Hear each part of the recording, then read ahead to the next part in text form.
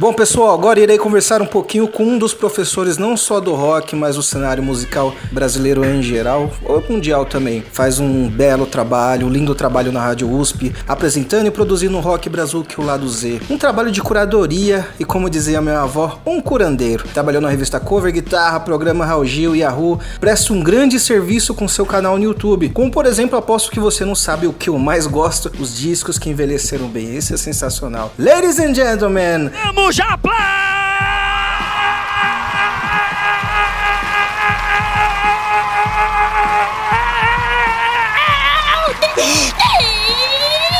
Regis Tadeu!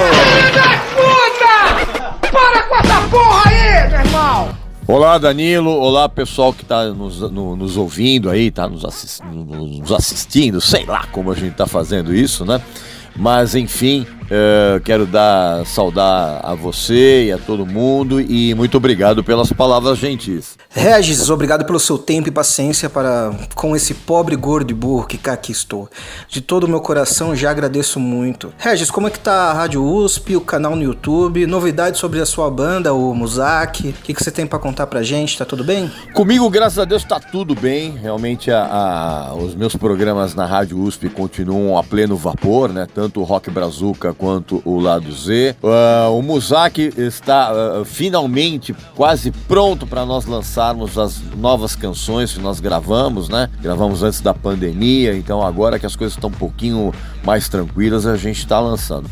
E o canal no YouTube está absolutamente sensacional, tá com uma visibilidade, uma projeção muito acima do que eu estava imaginando, né? E eu continuo também com o meu trabalho lá no Raul Gil. Então, em termos profissionais, está tudo bem. Então, quando a área profissional tá legal, o restante também tá legal. Mestre, fala uma coisa, muitas coisas que eu vou acompanhando, né, lendo e ouvindo sobre a história de muitas bandas, e até a parte técnica, engenharia de som, às vezes citadas em biografias, né, livros, histórias de produção de álbuns, e até o que você conta também me faz refletir muito, né, até dos seus programas na Rádio USP, especificamente no Rock Brazuca, que teve um tema que foi misturando o passado e o presente, né? Evolução, a linguagem da guitarra dos anos 70. Dentro da playlist que a gente estava ouvindo, né, tem bandas como Painel de Controle, A Bolha, Bicho de Seda. E me corrija se eu posso estar errado. Eu sinto que, como eu sou dos anos 90, né, nasci em 88, sinto que a guitarra, a música brasileira, era bem mais diferente do que dos anos 80 o pop rock. Parece que tinha mais originalidade e técnica dos anos 70. No caso, eu sinto que a guitarra na música brasileira, né, totalmente diferente, óbvio, né, dos anos 70 e 80, mas a maioria dos guitarristas, acho que até um pouco pela tecnologia, por falta de tecnologia, do que dos anos 80, a questão de equipamento, eles eram bem mais originais que nos anos 80. Parece que nos anos 80 você pega todas as bandas ali, a guitarra, parece que você tá ouvindo os mesmos músicos, né? O que você, assim, através dessa leitura, né, da guitarra dos anos 70 até os anos 80, que você pode falar pra gente?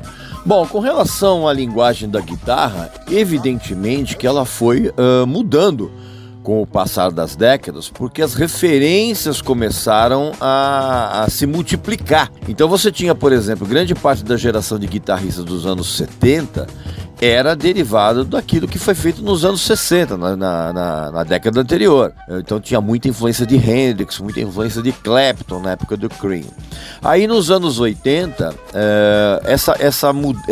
houve uma mudança tecnológica, onde os equipamentos começaram a ficar um pouco mais acessíveis ao guitarrista não tão profissional. Então foi quando surgiu aquela geração toda do shred, né? Que eram os guitarristas que tinham um domínio técnico muito grande. Dentro ainda dessa temática, Regis, assim, da sua coleção de discos, você poderia citar um internacional e um nacional que para você, quando você coloca o headphone, pega o encarte, lê as letras, vê toda aquela ficha técnica, te arrepia em relação à produção, direção de arte, engenharia e o porquê? Bom, dentro da minha coleção de discos, é complicado você citar apenas um disco que me arrepie, vamos dizer assim, em todos os sentidos, né? Mas eu posso hoje, nesse exato momento que eu estou respondendo essas perguntas, eu posso dizer a você que o Tommy do The Who ainda é um disco que realmente me causa uma sensação de euforia, de incredulidade com relação à qualidade de tudo que foi feito. É um disco assim absurdamente bem produzido, bem gravado e principalmente bem composto. No caso aqui da minha coleção de discos nacionais, eu diria que o primeiro álbum do Zé Ramalho preenche esses quesitos, né? É um disco absolutamente brilhante em termos de composição, a gravação. Bom, pessoal, o Regis Tadeu tem parceria com a Belas Letras, né? Inclusive, entre lá no site da Belas Letras, que tem biografias incríveis, né? E o cupom de desconto é Regis Tadeu Indica. Tem uma biografia linda do John Bonham lá do Led Zeppelin, chamada Bonzo. Regis, assim, nos meus exemplos, né, tem biografias que, me fizeram sentir coisas inacreditáveis, cara. Como, por exemplo, do Johnny Cash, autobiografia com Pat Carr, e o do Didi Ramone, O Coração Envenenado, do Miles Davis com Chrissy Troop também, que pra mim acho que são as 3 biografias que me emocionaram. Pra você, qual que foi a que mais te emocionou assim? Ou quando você terminou de ler, você pensou, puta que pariu, que história foda? Olha, em termos de biografias, eu poderia ficar aqui até amanhã citando alguns livros espetaculares, mas eu posso pensar para vocês aqui nesse momento que a autobiografia do Sammy Hagar, a autobiografia do Miles Davis e a autobiografia do Rod Stewart foram livros assim muito impactantes, assim, cada um à sua maneira, né? O Sammy Hagar pelos bastidores de tudo que ele passou com o Van Halen, realmente foram bem reveladores. A autobiografia do Miles Davis é absolutamente sensacional e explica muito da história do jazz.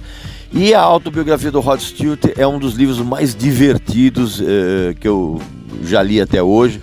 Regis, agora é o momento que eu deixei num grupo que eu faço parte, né, que é a Palmeiras Metal. Um forte abraço aí para todos da CEP Metal.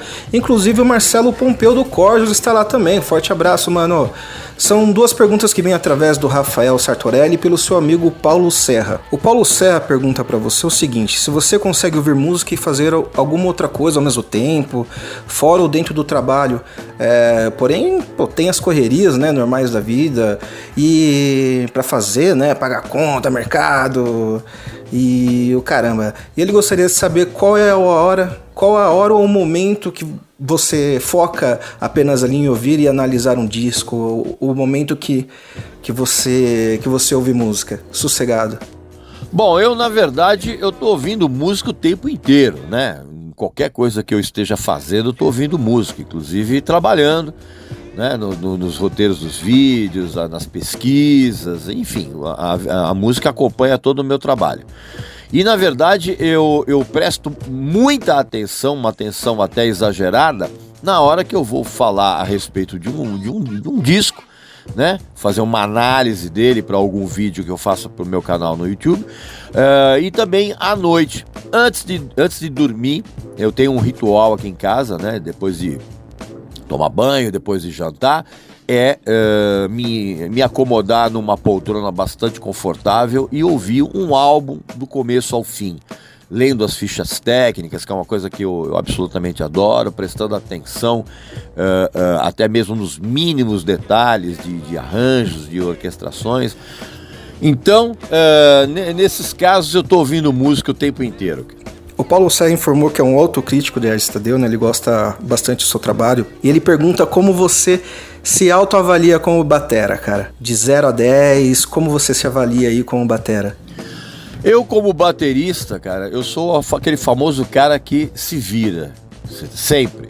Não tenho técnica, nunca estudei bateria, né? Eu sempre fui um autodidata. E na verdade eu sou aquele cara que se garante, aquele cara que toca qualquer coisa, a hora que for proposto. Eu sou um cara que gosto muito de tocar em cima de improvisações. Então não sou um cara técnico, nunca pretendi ser isso. Eu sempre toquei, tudo que eu faço em termos de bateria, é em relação ao que a canção pede. Não tenho a menor preocupação de me mostrar, de ser um exibicionista da bateria, não tenho esse tipo de ego. Eu deixei de ter esse tipo de preocupação de me mostrar como um ótimo baterista depois que eu fiz 14 anos de idade. A sumideira do rolê. Bom, a gente sabe que você é São Paulino, né? E, cara, como é que você avalia aí, desde a diretoria, a comissão, jogadores, o que vai precisar melhorar no São Paulo aí? Como você avalia aí de 2020 até dias atuais aí a campanha do São Paulo? Bom, com relação ao meu time, o São Paulo realmente a gente já deixou de ter aquele poderio do passado. Hoje, infelizmente, o clube vive uma crise financeira que parece não ter fim, e isso certamente vai se refletir no futebol. O São Paulo vai passar ainda muitos anos brigando para não cair em tudo aquilo que ele se meter a jogar, infelizmente. Regis, muito obrigado pelo seu tempo, sua disposição para estar atendendo a gente, respondendo as nossas perguntas, e muita saúde aí para continuar fazendo esse trampo bacana pra gente aí, beleza? Regis, muito obrigado, um forte abraço. Valeu, um abraço aí para todos vocês também e que vocês continuem fazendo um trabalho bacana, tá bom? Boa sorte aí e muita saúde para todos vocês aí, para você também.